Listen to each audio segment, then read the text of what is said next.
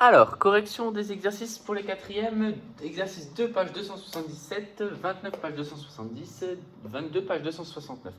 Donc, ces exercices sont là pour vous faire travailler sur la proportionnalité et notamment la mise en œuvre de calcul de quatrième de proportionnel.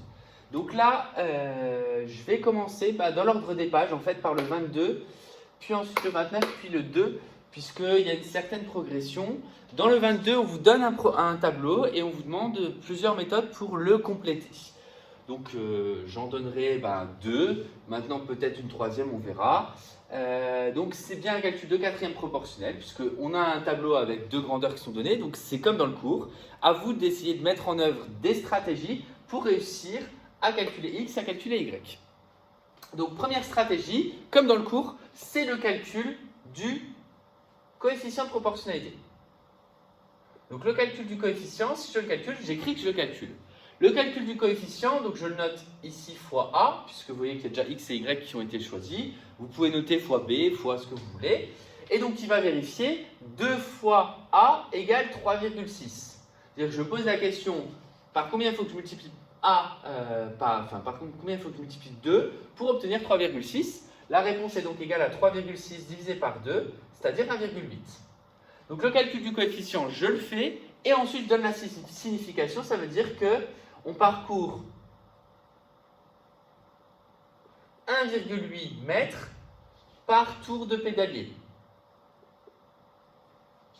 C'est-à-dire que dès qu'on va faire un tour de pédale, on va faire 1,8 mètres à vélo apparemment, je pense. Donc, ça veut dire qu'ici, je vais faire fois 1,8. Donc pour trouver x, ça va être 5 fois 1,8. Pour trouver y, ça va être 7 fois 1,8. Donc voilà déjà une première méthode. À partir du moment où je l'ai, je ne m'en prive pas. C'est-à-dire que je peux très bien facilement trouver x et y avec cette façon. Donc je ne m'en prive pas. 5 fois 1,8, ça fait 9.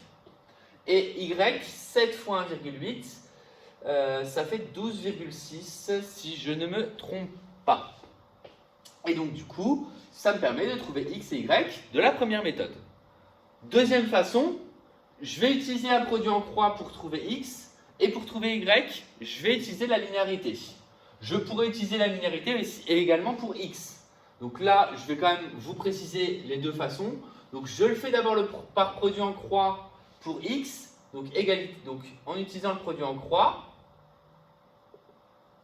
qu'est-ce que je fais? Je refais mon petit tableau qui m'intéresse avec 2, 3,6, 5 et x.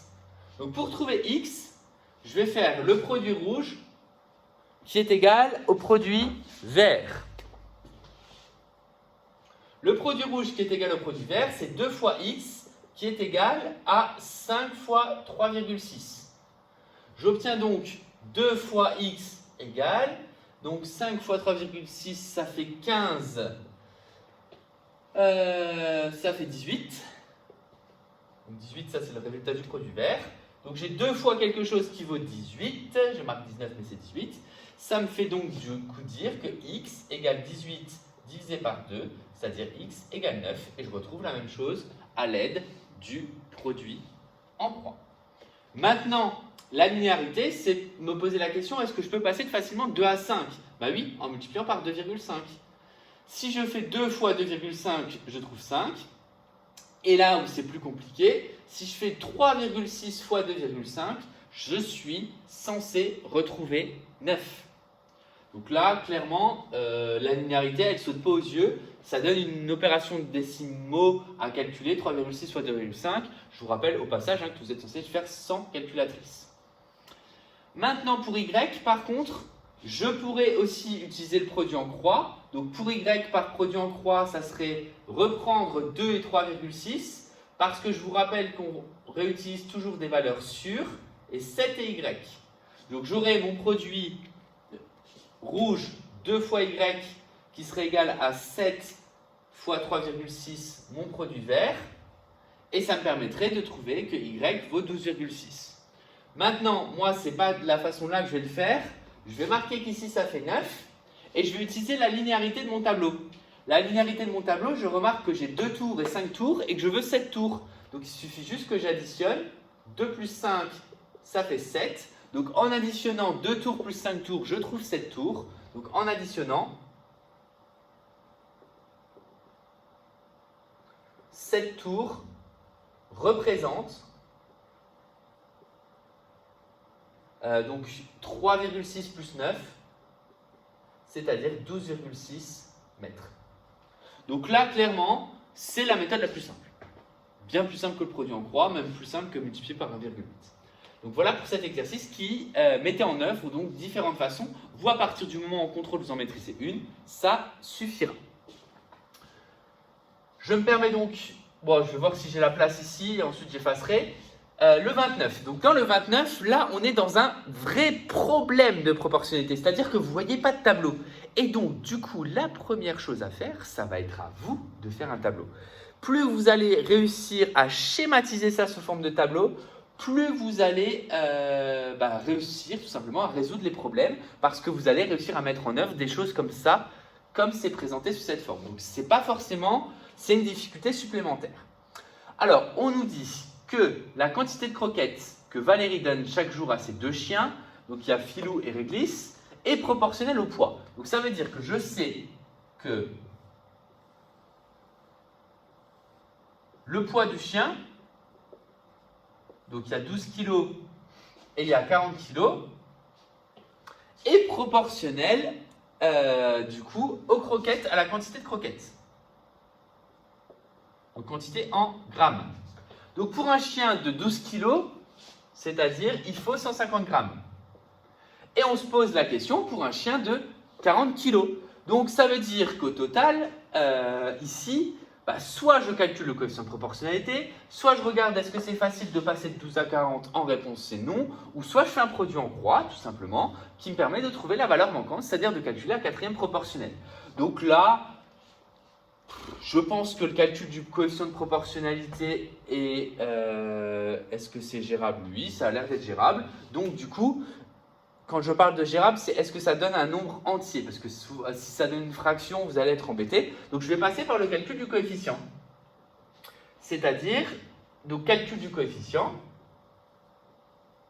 Et en même temps, ce calcul du coefficient-là va m'être utile parce que sa traduction va me permettre d'avoir une signification qui peut-être être importante pour le reste de l'exercice. Donc le coefficient, c'est 12 fois A égale 150. Donc ça veut dire que A égale 150 divisé par 12.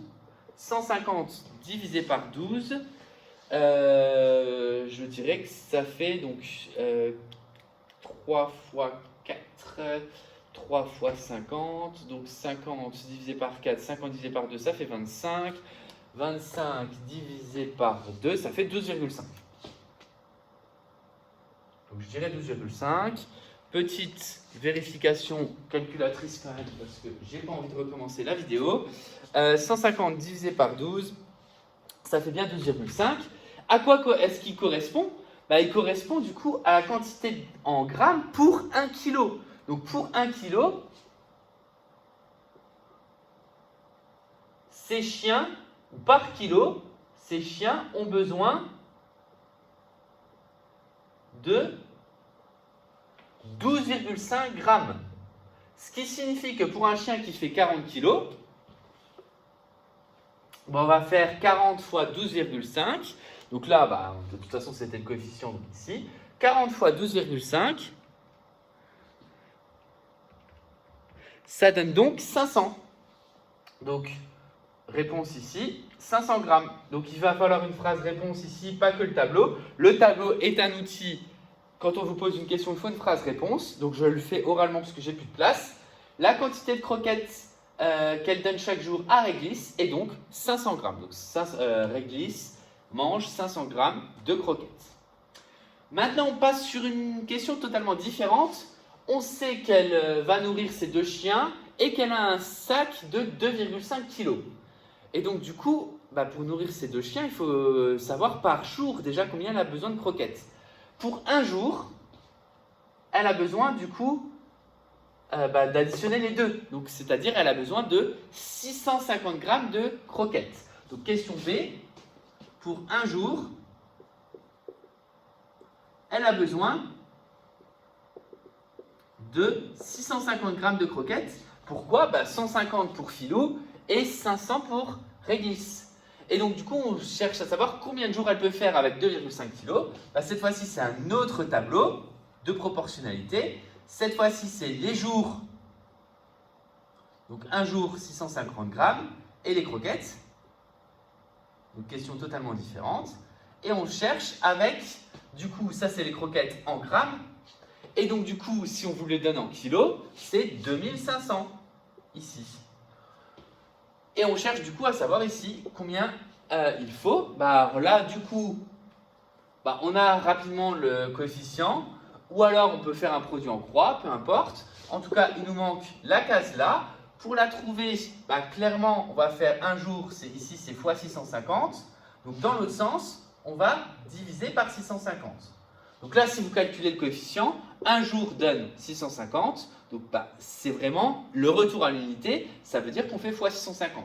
Toute valeur écrite en dessous d'un 1 correspond au coefficient de proportionnalité. C'est ce qu'on a écrit, c'est ce qu'on a fait comme traduction juste en dessous. Donc il faut calculer, on calcule 2500 divisé par 650. Donc 2500 divisé par 650.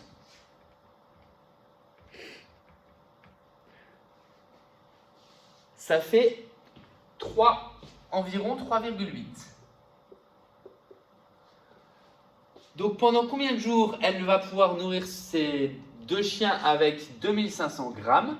Elle va pouvoir nourrir ces deux chiens pendant 3 jours, parce que 4 jours, elle n'en aura pas assez. Donc là, ça sera pendant 3 jours. Et il lui en restera. Du coup, pendant 3 jours, elle aura utilisé combien de croquettes? 3 fois 650. 3 fois 650, elle aura utilisé 1950. Et donc, du coup, il lui restera 550 grammes. C'est-à-dire qu'elle aura assez pour nourrir Régis. Et il lui manquera 100 grammes pour encore nourrir Philou. Donc du coup, pour le 4e jour, elle va avoir besoin d'en racheter. Donc voilà pour ces deux exercices qui, vous voyez, ont été facilement résolus grâce au fait de mettre en œuvre par des tableaux. Donc vous représentez les tableaux. Si on vous dit que c'est proportionnel, tant mieux. Si on vous dit que c'est pas proportionnel, c'est à vous de le vérifier. Mais généralement, ça l'est quand on veut vraiment résoudre des problèmes de proportionnalité. Même question du coup dans l'exercice 2, donc je vais effacer les exercices 29 et 22. Pour résoudre cet exercice 2, je vais aussi mettre en œuvre un tableau de proportionnalité pour pouvoir y répondre et faire une phrase-réponse. Donc là, c'est une vitesse de téléchargement. Donc les vitesses, c'est un paragraphe particulier qu'on verra peut-être en fin d'année, c'est-à-dire les grandeurs produits. Donc ça peut être vitesse évidemment d'une voiture, donc en km par heure, mais ça peut être aussi vitesse de téléchargement, un certain nombre d'octets, de mégaoctets, de kilooctets, de gigaoctets par seconde ou par minute, peu importe. Donc généralement une vitesse c'est quelque chose par rapport au temps, ou en tout cas un débit. Et donc du coup, là, on vous dit qu'elle a téléchargé 30 mégas en 27 secondes et que le nombre de mégaoctets est proportionnel à la durée de téléchargement. Donc là, on nous donne les deux grandeurs qui sont proportionnelles, c'est les mégaoctets et le temps. Donc là, je vais avoir le temps et ici, les mégaoctets. Donc, la première donnée, c'est que 30 mégaoctets se téléchargent en 27 secondes. Donc, temps, c'est en secondes. Ça va être important quand on va parler de minutes ou autre. Calculer la durée de téléchargement en secondes de 20 mégas. Donc ici, je marque 20 et on me demande la réponse ici. Et ici, je regarde déjà la question d'après, on me demande 45 secondes. Donc pour y répondre, ce que je vais faire, c'est que je vais calculer le coefficient de proportionnalité. Sauf s'il y a des moyens faciles de passer de 30 à 20, si vous en voyez un, pourquoi pas, il y en a un, ça serait multiplié par... divisé par 3 multiplié par 2, donc ça serait multiplié par 2 tiers, ici. Donc si vous le voyez, ça veut dire qu'ici c'est multiplié par 2 tiers aussi, et vous pouvez trouver la réponse. Maintenant, si vous ne le voyez pas, tout simplement, vous calculez le coefficient de proportionnalité. Et le calcul du coefficient de proportionnalité va nous permettre de trouver cette case-là, mais aussi celle-ci, avec l'opération inverse. Donc si j'utilise le fois 2 tiers, 27 fois 2 tiers, ça fait 27 fois 2, ça fait 54. Le tout divisé par 3, ça doit faire 18.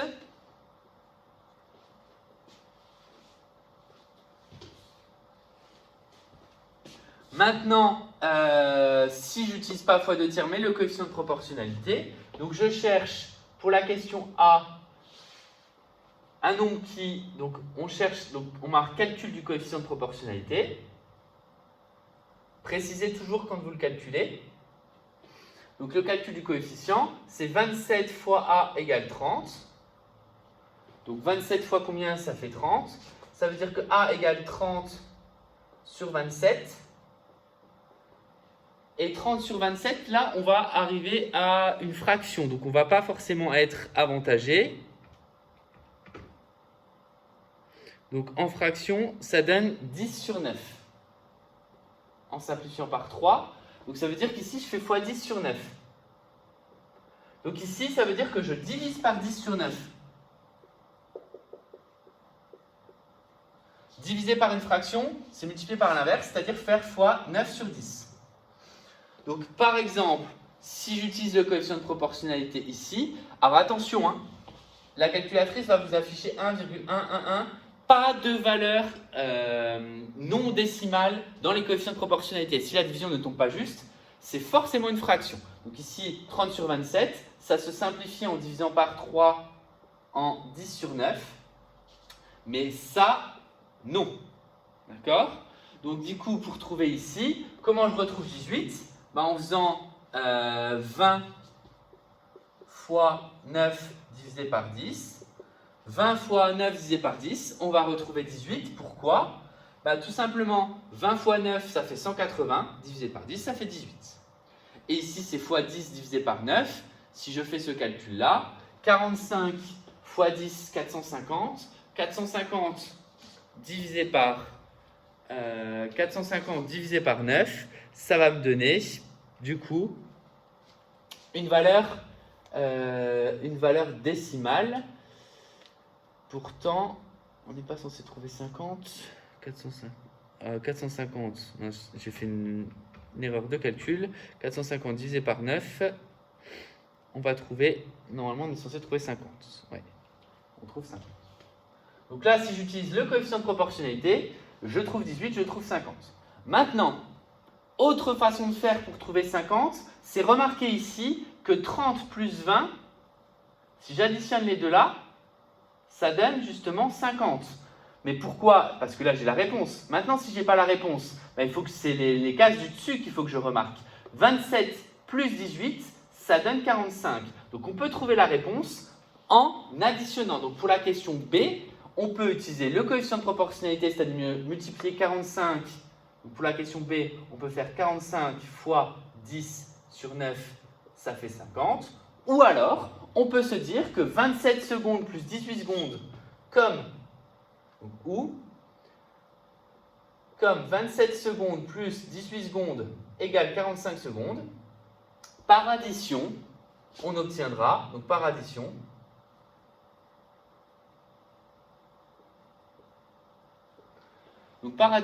en 45 secondes, on télécharge, download, on télécharge 30 mégas plus 20 mégas égale 50 mégas.